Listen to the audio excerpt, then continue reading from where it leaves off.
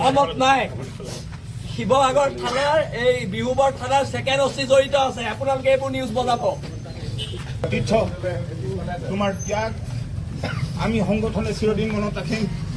জাতিৰ স্বাৰ্থত তুমি যি ত্যাগ কৰিলা সেই ত্যাগক বীৰ লাচি থানা অসমে চিৰদিন মনত ৰাখিব, অসমীয়া জাতিয়ে মনত ৰাখিব।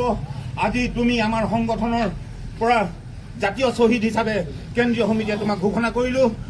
অমৰ শ্বহীদ মানৱজ্যোতি চেতিয়া অমৰ হওক, মানৱজ্যোতি চেতিয়া অমৰ হওক, মানৱজ্যোতি চেতিয়া অমৰ হওক।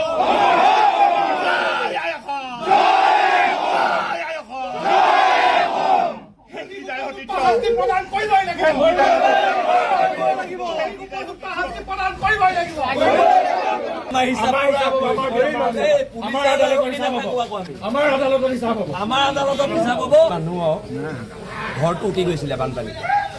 উটি যোৱাৰ পিছত দ্বীপ আছিল, উটি যোৱাৰ পিছত তেখেতে এটা তেল ডিপোত আশ্ৰয় লৈ আছিলে, এছাৰ তেল ডিপো।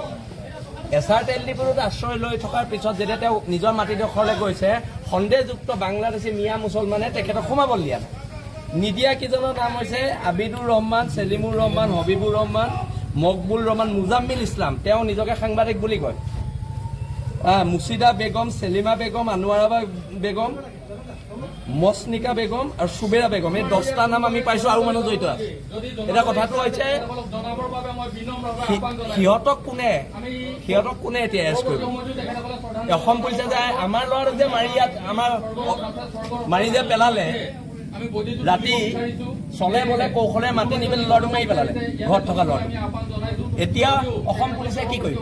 এতিয়া আমি অসম পুলিচলৈ, শিৱসাগৰ এছপিলে, শিৱসাগৰ ক্ৰাইমৰ এডিশ্যনেল এছপিলে, বিহুবৰ থানাৰ 2 নম্বৰী ছেকেণ্ড অচিলে আমি এতিয়া ৰখি নাথাকিম। আক্ৰমণ হৈছে, প্ৰত্যাক্ৰমণ হ'ব। অসম আৰক্ষী আজি বীৰ লাচি থানাত তাণ্ডৱ ৰূপ দেখা পাব শিৱসাগৰত।